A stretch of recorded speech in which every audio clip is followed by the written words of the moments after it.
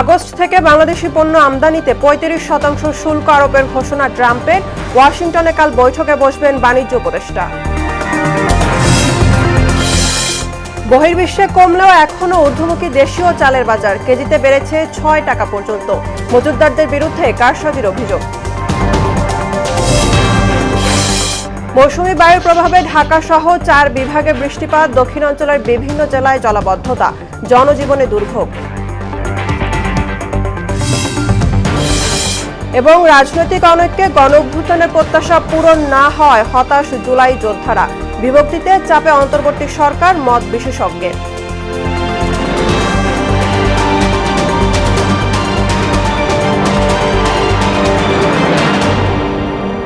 আসসালামু আলাইকুম, সবাইকে মোহনা সংবাদে স্বাগত। শুনছিলেন শিরোনাম, সঙ্গে আছি আমি বুশরা জাহানিমা।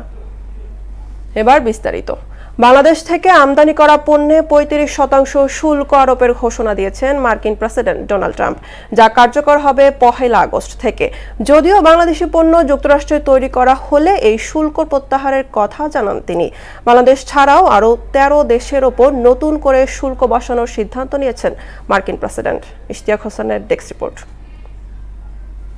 যুক্তরাষ্ট্রে বাংলাদেশি পণ্য প্রবেশে ৩৫% শুল্ক আরোপের সিদ্ধান্ত নিয়েছেন মার্কিন প্রেসিডেন্ট ডোনাল্ড ট্রাম্প, যা ১ আগস্ট থেকে কার্যকর হবে। স্থানীয় সময় সোমবার প্রধান উপদেষ্টা ডক্টর মোহাম্মদ ইউনূসের উদ্দেশ্যে লেখা এক চিঠিতে ট্রাম্প একথা জানান। ট্রাম্প বলেন, মার্কিন পণ্যে বাংলাদেশের বাড়তি শুল্ক, অশুল্ক নীতি ও বাণিজ্য প্রতিবন্ধকতার জন্য এমন সিদ্ধান্ত নেওয়া হয়েছে। তবে বাংলাদেশি পণ্য যুক্তরাষ্ট্রে তৈরি হলে এই শুল্ক প্রত্যাহারের পাশাপাশি ১ সপ্তাহের মধ্যে অনুমোদন সহ এ ব্যাপারে সব ধরনের সহায়তার আশ্বাসও দিয়েছেন তিনি। এদিকে মার্কিন শুল্ক আরোপের প্রেক্ষিতে বাংলাদেশ পাল্টা ব্যবস্থা নিলে ৩৫%-এর সঙ্গে আরও বাড়তি শুল্ক বসানোর হুমকি দিয়েছেন প্রেসিডেন্ট ট্রাম্প। এর আগে এপ্রিলে বাংলাদেশি পণ্যে ৩৭% শুল্ক আরোপ করেন তিনি, যা ৯ এপ্রিল থেকে কার্যকর হলেও বৈশ্বিক অর্থনীতির টালমাটাল পরিস্থিতিতে ৩ মাসের জন্য স্থগিত রাখা হয়। শুধু বাংলাদেশ নয়, আরও ১৩ দেশের উপর নতুন শুল্ক হার নির্ধারণের ঘোষণা দেন ট্রাম্প। জাপান, দক্ষিণ কোরিয়া, মালয়েশিয়া, কাজাখস্তান, তিউনিসিয়ার উপর ২৫% শুল্ক আরোপ করা হয়। দক্ষিণ আফ্রিকা ও বসনিয়া অ্যান্ড হার্জেগোভিনার পণ্যে ৩০, সার্বিয়া ৩৫, ইন্দোনেশিয়ায় ৩২ আর কম্বোডিয়া ও থাইল্যান্ডকে ৩৬% শুল্ক আরোপ করা হয়। সবচেয়ে বেশি ৪০% শুল্ক আরোপ করা হয়েছে মিয়ানমার ও লাওসের উপর। এছাড়া গাড়ির ক্ষেত্রে আলাদা করে ২৫ এবং স্টিল ও অ্যালুমিনিয়ামে ৫০% শুল্ক যোগ হবে বলেও জানানো হয়। সোমবার নিজ সামাজিক যোগাযোগ মাধ্যম ট্রুথ সোশ্যালে এসব দেশের নেতাদের উদ্দেশ্যে লেখা চিঠিতে নতুন শুল্কের ঘোষণা দেন প্রেসিডেন্ট ট্রাম্প। ইশতিয়াক হোসেন, মোহনা সংবাদ। যুক্তরাষ্ট্রের শুল্ক আরোপের পর দেশটির সঙ্গে বাণিজ্য আলোচনা চালিয়ে যাচ্ছে বাংলাদেশ। সকালে এক ফেসবুক পোস্টে প্রেস সচিব শফিকুল আলম জানান, উইন উইন সমাধানে ওয়াশিংটনের সঙ্গে শুল্ক চুক্তিতে আগ্রহী ঢাকা। বলেন, বাণিজ্য উপদেষ্টা শেখ বশিরউদ্দিন এবং ওয়াশিংটন ডিসিতে অবস্থান করছেন। আগামীকাল মার্কিন কর্মকর্তাদের সঙ্গে তার বৈঠক হওয়ার কথা রয়েছে। বহির্বিশ্বের দাম কমলেও ঊর্ধ্বমুখী বাংলাদেশি চালের বাজার। চট্টগ্রামের বিভিন্ন বাজার ঘুরে দেখা যায় চালের দামে হতাশ ক্রেতা। ১ মাসের ব্যবধানে ৫০ কেজি বস্তা প্রতি দাম বেড়েছে ২৫০ থেকে ৩০০ টাকা। বড় বড় প্রতিষ্ঠানগুলোর মজুদের কারণে দাম বাড়ছে বলে অভিযোগ খুচরা বিক্রেতাদের। সুমন কুমারদের প্রতিবেদন, জানাচ্ছেন আফরিন পপি। ১ মাসের ব্যবধানে চট্টগ্রামে বেড়েছে প্রায় সব ধরনের চালের দাম। খুচরা পর্যায়ে প্রতি কেজি চালে ৪ থেকে ৬ টাকা বাড়তি গুনতে হচ্ছে। এর মধ্যে সরু চালের দাম বেড়েছে সবচেয়ে বেশি। আর কাটারি, জিরা শাইল, নাজির শাইল ও মিনিকেট সহ প্রায় সব ধরনের চালের ৫০ কেজির বস্তা প্রতি দাম বেড়েছে ২৫০ থেকে ৩০০ টাকা। হঠাৎ করে চালের দাম বৃদ্ধি পাওয়ায় বিপাকে ক্রেতারা। দাবি জানালেন চালের বাজারের সিন্ডিকেট নিয়ন্ত্রণের। যে চাল আমি আগে ১৮০০-১৭৫০ টাকা দিয়ে কিনছি, সেটা আমাকে ২০০০ টাকা দিয়ে কিনতে হচ্ছে। চালের দাম যেভাবে বৃদ্ধি পাচ্ছে, এখন আমাদের গাড়ি চলে অতটা খরচ করার ইয়েটা অনেক কষ্ট হয়ে যাচ্ছে। খরচের সাথে ইনকামের সাথে হইতেছে না। ২০০ পাই ৩০০ পাই, কি চাউল কিনবো না ডাউল কিনবো না তেল কিনবো। সরকার যদি সিন্ডিকেট নিয়ন্ত্রণ করতে না পারে, তাহলে আমাদের জনগণের জন্য বড় হুমকিমুখী হয়ে যাবে। উত্তরবঙ্গের মিলাররা সিন্ডিকেট করে চালের দাম বাড়াচ্ছে বলে জানান পাহাড়তলী বণিক সমিতির সাবেক সাধারণ সম্পাদক। 4-5টা কারণে এই যে চাউলের বাজারটা অস্থিতিশীল সৃষ্টি হয়েছে। তো এই অস্থিতিশীল থাকার কথা না, দেশে পর্যাপ্ত পরিমাণ দাম চাল আছে, কোনো দাম চালের কোনো অভাব বলতে কোনো কিছুই নাই। দীর্ঘদিন ধরে সিন্ডিকেটের বিরুদ্ধে কথা বলার পরও চালের দাম নিয়ন্ত্রণে আসছে না। সিন্ডিকেট বন্ধ করতে হলে সরকারকে সদিচ্ছা ও আন্তরিকতার সাথে এগিয়ে আসতে হবে। চাল নিয়ে যখন সংকটগুলো তৈরি হয় অথবা চাল নিয়ে যখন ক্রাইসিস বেশি হয়, তখন আমরা দেখি যে ভোক্তা সংরক্ষণ অধিদপ্তর অথবা খাদ্য বিভাগ অথবা জেলা প্রশাসন তারা কিন্তু খুচরা এবং পাইকারি বাজারে মনিটরিং উদ্ধার করেন। কিন্তু হোয়ারেস যারা এই সংকটের মূল হোতা, মিল মালিক এবং কর্পোরেট গ্রুপ, তাদের দিকে কেউ কিন্তু যাচ্ছে না। সরকার চালের বাজার সিন্ডিকেট মুক্ত করে সাধারণ মানুষের ক্রয় ক্ষমতার মধ্যে নিয়ে আসবেন, এমনটাই প্রত্যাশা সকলের। আফরিন পপি, মোহনা সংবাদ। বিগত 3টি বিতর্কিত নির্বাচনকে সুষ্ঠু বলে সার্টিফিকেট দেওয়া বিদেশি পর্যবেক্ষকদের আগামী নির্বাচনের পর্যবেক্ষক তালিকা থেকে বাদ দেওয়া হবে বলে জানিয়েছেন প্রধান নির্বাচন কমিশনার এএমএম নাসির উদ্দিন। দুপুরে কানাডার হাই কমিশনার অজিত সিং এর সঙ্গে বৈঠকে শেষে সাংবাদিকদের প্রশ্নের জবাবে তিনি এই সিদ্ধান্ত জানান। নির্বাচনকে নেতিবাচক উপায়ে প্রভাবিত করতে আর্টিফিশিয়াল ইন্টেলিজেন্সের অপব্যবহার রোধে দেশটি ইসিকে সাহায্য করবে বলেও জানান তিনি। তো তারা বলছিল যে আমরা অবজারভার হিসেবে আসতে চাই, তবে আমাদের একটু আগে ভাগে চিঠি দিয়ে জানাই, কারণ আমাদের 28টা দেশ, আমাদের ইউথ একটা দেশ না, 28টা দেশের সাথে কোঅর্ডিনেট করে তাদের লোকজন পাঠাইতে হবে, ডিসিশন নিতে হবে, এই জন্য একটু আগে ভাগে জানাইতে বলছিল। তো এই জন্য আমরা আগে ভাগে জানিয়েছি যে আমরা ইউ আর ওয়েলকাম। সিইসির সঙ্গে কানাডিয়ান হাই কমিশনার বৈঠকের বিষয়ে আরও জানাতে নির্বাচন কমিশন থেকে যুক্ত হচ্ছেন সহকর্মী এমআর আসাদ। আসাদ, আজকের আলোচনার মূল বিষয়গুলো কি এবং কোন বিষয়গুলো সবচেয়ে বেশি প্রাধান্য পেয়েছে?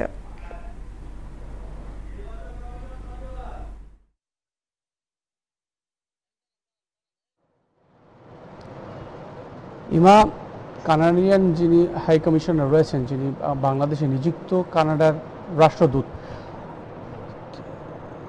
তিনি আমাদেরকে যে বিষয়টি আসলে জানিয়েছেন যে এর আগেও যে 29 জুন তারা কিন্তু বাংলাদেশ জাতীয়তাবাদী দল বিএনপি তাদের সঙ্গেও তারা একটি বৈঠকে বসেছে এবং এরপরে 23 জুন বাংলাদেশ জামায়াত ইসলামীর সঙ্গেও কিন্তু তারা বৈঠক করেছে এবং এর পরের ধারাবাহিকতাতেই কিন্তু আজকে তারা প্রধান নির্বাচন কমিশনারের সঙ্গে সাক্ষাৎ করেছেন এবং সাক্ষাতের পর তারা কিন্তু অফিসিয়াল কোনো ব্রিফিং গণমাধ্যমের সামনে করেননি এবং তিনি চলে যাওয়ার পরই মূলত আসলে আমরা প্রধান নির্বাচন কমিশনারের কাছে যাই এবং তার কাছে আসলে এই যে সাক্ষাতের বিষয়ে আলোচনা বিষয়গুলো সম্পর্কে জানতে চাই এবং তখনই তিনি আমাদেরকে যে বিষয়টি আসলে জানান যে কানাডা বাংলাদেশের আগামী জাতীয় সংসদ নির্বাচনকে সুষ্ঠু করার জন্য সব ধরনের সহযোগিতা করতে তারা ইচ্ছুক এবং তাদের সে প্রস্তুতি রয়েছে এবং নির্বাচন কমিশনের পক্ষ থেকে প্রধান নির্বাচন কমিশনার নাসির উদ্দিন উনি জানিয়েছেন যে ব্যালট প্রজেক্টটি রয়েছে প্রায় 19 মিলিয়ন মার্কিন ডলার একটি ব্যালট প্রজেক্ট করা হয়েছে ইউএনডিপির তত্ত্বাবধানে।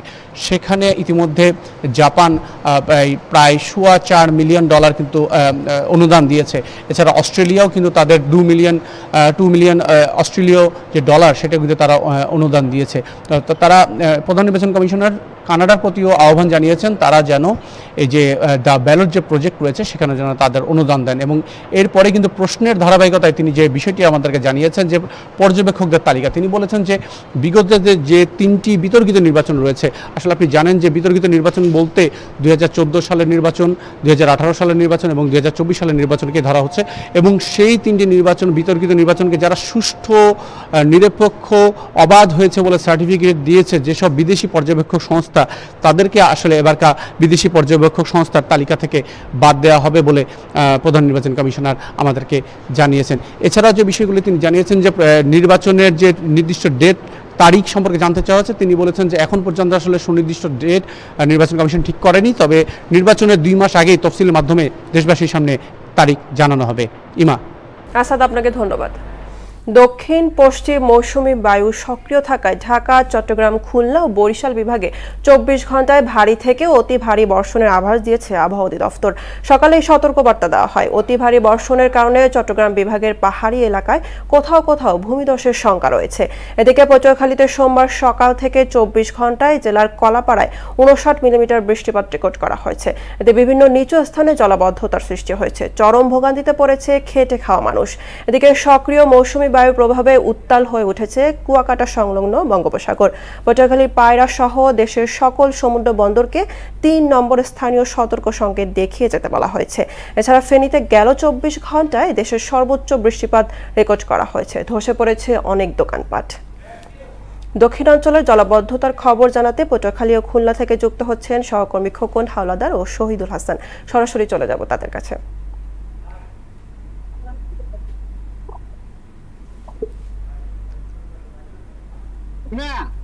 আপনাকে ধন্যবাদ। আমি এই মুহূর্তে দাঁড়িয়ে রয়েছি পটুয়াখালী পৌরসভার ৭ নং ওয়ার্ডের মুসলিম গোরস্থানের পিছনে। আপনি দেখতে পাচ্ছেন যে আমার পিছনে কিন্তু এই মুহূর্তে কিন্তু হাঁটু সমান পানি রয়েছে। পানিতে কিন্তু এই যে এলাকা কিন্তু তলিয়ে গেছে, এলাকার বেশিরভাগ ঘরের ভিতরে কিন্তু পানি ঢুকেছে, যার ফলে কিন্তু এখানে যারা স্থানীয় বাসিন্দা রয়েছে তাদের কিন্তু চরম এই মুহূর্তে কিন্তু পার করছে। আমি তো একজনের সাথে কথা বলবো। আপনাদের এই যে এলাকায় যে পানি উঠেছে, আপনাদের কি সমস্যা হচ্ছে? রান্না বান্না করতে পারতেছি না, আমি ঘাটের উপরে মালামাল লাগিয়ে বসে আছি, অনেক কষ্টে আছি, বাসা বাড়িতে কাম কাজ করে খাইতে আছি। জি, এই পানি কতদিন থেকে আপনাদের বাসায়? আজকে রাত্রে থেকে পানি কি নামতেছে না? না। জি, ধন্যবাদ আপনাকে। আমরা এখানে আরেকজন রয়েছে, একটু তার কাছে জানতে চাবো। আপনাদের এই যে এলাকায় দেখা যাচ্ছে যে হাঁটুর সমান পানি, পৌরসভার পক্ষ থেকে কি কোনো পানির নিষ্কাশনের ব্যবস্থা করা হচ্ছে কিনা, বা ড্রেনেজ ব্যবস্থার কি অবস্থা? গত রাত্রে থেকে এরকম ভারী বর্ষণ হচ্ছে, অথচ পৌর কর্তৃপক্ষ বা কোনো কর্তৃপক্ষ আমাদের কোনো খোঁজ খবর নেয় নাই, পানি নিষ্কাশনের জন্য কোনো ব্যবস্থা নেয়নি। আমাদের এই পৌর গোরস্থানের এই পাশ থেকে যত পানি সব নামে আপনার শ্মশানের ওইখানে সুলুইস গেট থেকে, কিন্তু সুলুইস গেট দীর্ঘদিন পর্যন্ত বন্ধ, নষ্ট। এইটা রিপেয়ারের কোনো ব্যবস্থা করা হয় না, যার কারণে এই অল্প বৃষ্টি হলেই জলাবদ্ধতা তৈরি হয়। জি, ধন্যবাদ আপনাকে। আপনি যেমনটা শুনছিলেন যে পটুয়াখালী পৌরসভায় কিন্তু পটুয়াখালী পৌরসভার যে এলাকা রয়েছে, প্রথম শ্রেণীর পৌরসভা কিন্তু পটুয়াখালী পৌরসভাটি। দীর্ঘদিন কিন্তু পটুয়াখালী পৌরসভায় এই যে জলাবদ্ধতার কারণে কিন্তু পৌর নাগরিকরা যারা রয়েছেন তারা কিন্তু এই ভোগান্তিতে রয়েছেন। আমরা দেখেছি যে পটুয়াখালীর অন্যান্য যে ওয়ার্ড রয়েছে সেই ওয়ার্ডগুলোয় কিন্তু অনেক স্থানে কিন্তু এভাবে হাঁটু সমান পানি জমে রয়েছে, যার ফলে কিন্তু চরম ভোগান্তিতে রয়েছে। তো পটুয়াখালী থেকে এই ছিল আমার কাছে সর্বশেষ। আমি এখন চলে যাচ্ছি খুলনা শহীদুল হাসানের কাছে।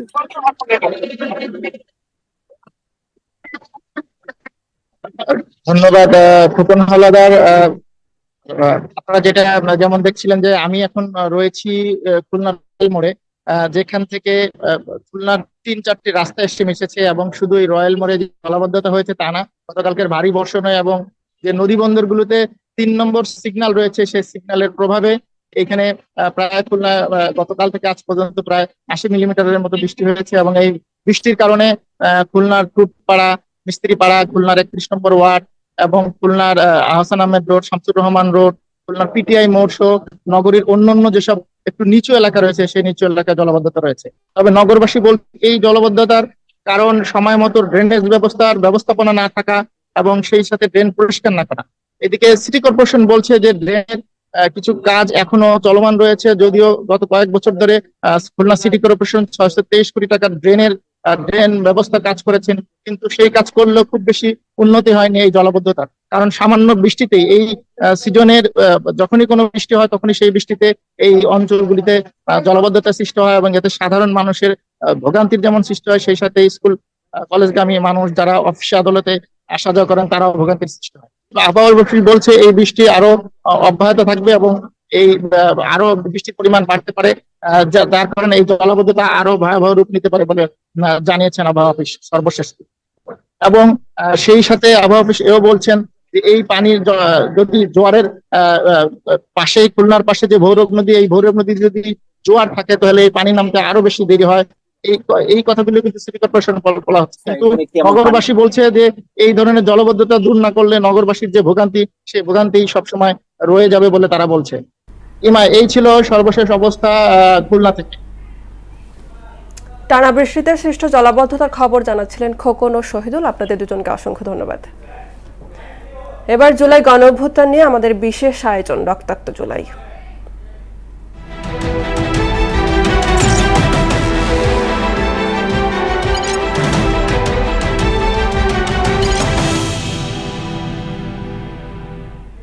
গণঅভ্যুত্থানের প্রত্যাশা প্রাপ্তিতে আকাশ পাতাল ফারাকের জন্য রাজনৈতিক অনৈক্যকে দায়ী করছেন জুলাই যোদ্ধারা।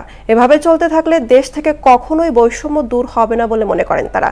এদিকে আন্দোলন পরবর্তী সময়ে রাজনৈতিক দলের বিভক্তি সরকারকে নানামুখী চাপে ফেলেছে বলে মত দিয়েছেন রাষ্ট্রবিজ্ঞানীরা।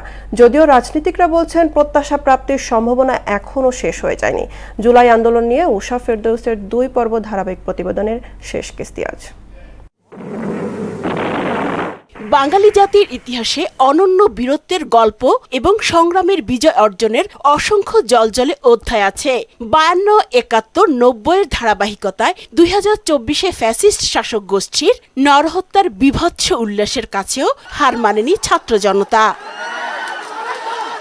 ছাত্র জনতার এই অভ্যুত্থানে অভূতপূর্ব বিজয় অর্জন হলেও দেশের ভবিষ্যৎ নিয়ে তরুণদের মধ্যে এক ধরনের সংশয় সৃষ্টি হয়েছে। এখনো তো সেরকম আমরা আসলে অভূতপূর্ণ কোনো উন্নতি বা কোনো পরিবর্তন দেখতে পাচ্ছি না। জুলাই আন্দোলনের মেইন জিনিসটাই ছিল হচ্ছে বৈষম্য বিরোধী আন্দোলন। বৈষম্য এখনো সম্পূর্ণরূপে উঠে যায়নি। আমরা সবাইও কিন্তু এখন ফেড আপ যে আমরা যেরকমভাবে চাচ্ছিলাম সেগুলো কিন্তু সেভাবে আগাচ্ছে না। সো হ্যাঁ, আসলে ওই মোমেন্টে আমরা সবাই এটাই মনে হয়েছিল যে আসলে সরকার পতন ছাড়া আর কোনো উপায় নাই। রাষ্ট্রবিজ্ঞানীরা বলছেন 17 বছরের একনায়কতন্ত্রের বিষ বাষ্প অল্প সময়ে নির্মূল সম্ভব নয়। তবে রাজনৈতিক ঐক্য থাকলে এ বাধা কাটিয়ে ওঠা মোটেও মুশকিল নয়। আমরা ধরে নিচ্ছি যে আমাদের প্রত্যাশা অনেক বেশি ছিল, কিন্তু সেটা অনেক ক্ষেত্রে পূরণ হয়নি। বিজয়ের পরে যে প্ল্যাটফর্মে এককভাবে সকলকে সহযোগিতা করা বা দেশের স্বার্থে যে সংস্কারগুলো করা, দেশের স্বার্থে যে রিফর্মসগুলো বা যে উন্নয়নগুলো করা, সেক্ষেত্রে কিন্তু রাজনৈতিক দলগুলো বিভক্ত হয়েছে এবং এর ফলে তত্ত্বাবধায়ক সরকার বেকায়দায় পড়েছে অনেকগুলো ইস্যুতে। রাজনীতিবিদদের মতে ব্যক্তি ও দলের ঊর্ধ্বে থেকে দেশের স্বার্থকে অগ্রাধিকার দিতে হবে, তাহলেও দূর হবে বৈষম্য ও ভেদাভেদ। আমি মনে করি না যে জুলাই অর্জন খাটো হয়েছে বা ব্যর্থ হয়েছে। আমরা আরো বেশি অর্জন করতে পারতাম বা আরো বেশি অর্জন করতে পারি যদি সেই চেতনাকে আমরা আবার কিছুটা হলেও ফিরিয়ে এনে আমরা ঐক্যবদ্ধ থেকে মৌলিক বিষয়গুলোতে ঐক্যমত্য তৈরি করে দেশকে আগিয়ে নিয়ে যাওয়ার জন্য আমরা সিদ্ধান্ত করি। ব্যক্তি স্বার্থ, দলীয় স্বার্থ একটুখানি ঊর্ধ্বে উঠে আমরা দেশের স্বার্থটাকে যদি আমরা অগ্রাধিকার দেই, তাহলে দেশটা ভালো থাকবে। দেশ ভালো থাকলে আমি ভালো থাকবো, আমার রাজনীতি ভালো থাকবে। জুলাই আন্দোলনে গা শিওরে ওঠা ঘটনাগুলোর একটি ছিল জনগণের জানমালের রক্ষার দায়িত্বে থাকা আইনশৃঙ্খলা বাহিনীর সদস্যরা প্রাণঘাতী বুলেটে অবলীলায় হত্যা করেছে শত শত নিরীহ মানুষকে।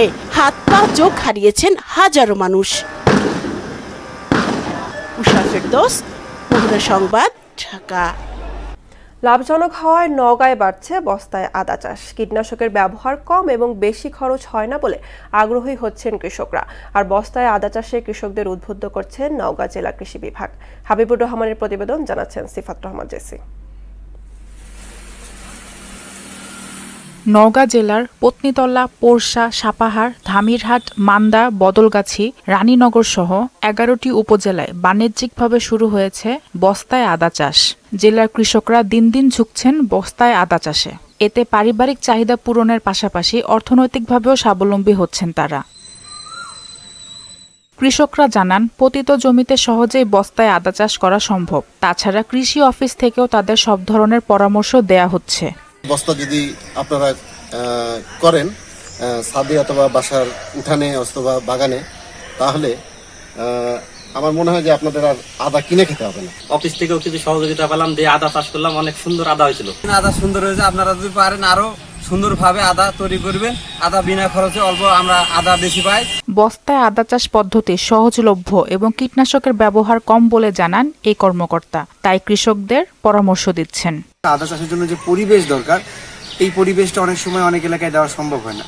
সেক্ষেত্রে যদি বস্তায় আদা চাষ করা যায়, তাহলে আমরা খুব ইজিলি এই আদা চাষ করতে পারি। আমাদের কাছে আসলে আমরা কিভাবে চাষ করছি, কখন কি দেওয়া লাগবে, কি যত্ন নেওয়া লাগবে, সব কিছু বিষয়ে আমরা পরামর্শ দেওয়ার চেষ্টা করছি। বস্তায় আদা চাষ একটি লাভজনক ফসল জানিয়ে এই কর্মকর্তা বললেন, কৃষকরা নিজেদের চাহিদা পূরণের পাশাপাশি বিক্রি করে লাভবান হতে পারেন। বস্তায় আদা চাষ একটা লাভজনক ফসল। এই বস্তায় আদা চাষ করে অনেক কৃষক বাড়িতে মশলার চাহিদা, আদার যে চাহিদা থাকে সেটা নিরূপণ করতে পারে এবং বাণিজ্যিকভাবে বিক্রি করে লাভবান হতে পারে। বস্তায় আদা চাষের মাধ্যমে নওগাঁর কৃষকরা স্বাবলম্বী হওয়ার পাশাপাশি অর্থনীতিতেও ভূমিকা রাখবেন বলে প্রত্যাশা সবার। সিফাত রহমান, জেসি, মোহনা সংবাদ। এবার আন্তর্জাতিক প্রসঙ্গ। গাজা ভূখণ্ডে ইসরায়েলি হামলায় গত 24 ঘন্টায় আরও শতাধিক মানুষ নিহত হয়েছে। এতে প্রাণ হারানো ফিলিস্তিনিদের সংখ্যা দাঁড়ালো 57,520 জনে। এদিকে ভারী বৃষ্টিতে সৃষ্ট বন্যায় টেক্সাসে প্রাণহানি বেড়ে দাঁড়িয়েছে 104-এ। শুক্রবার থেকে লাগাতার বৃষ্টি শুরু হয় টেক্সাসে। এতে অঙ্গরাজ্যের স্যান আন্টোনিও শহরে গুয়াদালুপ নদীর পানি বেড়ে এ বন্যা হয়। এরই মধ্যে রাজ্যটিতে নতুন করে ঝড়ের আভাস দিয়েছে আবহাওয়া অফিস। শেষ করব মোহনা সংবাদ, যাবার আগে শিরোনামগুলো আরো একবার।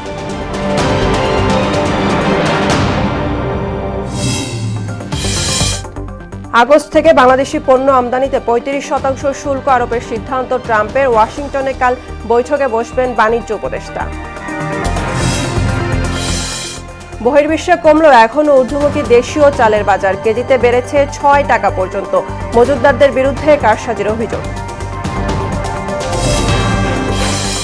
মৌসুমী বায়ুর প্রভাবে ঢাকা সহ 4 বিভাগে বৃষ্টিপাত, দক্ষিণাঞ্চলের বিভিন্ন জেলায় জলাবদ্ধতা, জনজীবনে দুর্ভোগ। এবং রাজনৈতিক অনৈক্যে গণঅভ্যুত্থানের প্রত্যাশা পূরণ না হয় হতাশ জুলাই যোদ্ধারা। বিভক্তিতে চাপে অন্তর্বর্তী সরকার, মত বিশেষজ্ঞের। এই ছিল মোহনা সংবাদে। পরবর্তী সংবাদ বিকেল 5:30টায়। এর আগে বিকেল 3টায় দেখবেন সংবাদ এক নজরে। মোহনার সবশেষ খবর সবার আগে জানতে ভিজিট করুন www.mohana.tv। সংবাদ দেখতে পারেন ফেসবুক, ইউটিউবেও। এতক্ষণ সঙ্গে থাকার জন্য ধন্যবাদ সবাইকে।